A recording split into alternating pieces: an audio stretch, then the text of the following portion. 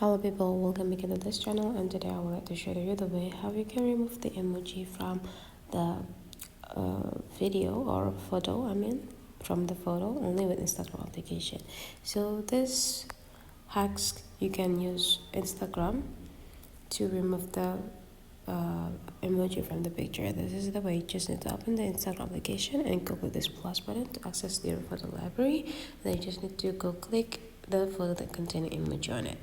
The next thing you need to do is just go click these three small dots, and then you just need to go click draw, adjusting the size of the pen.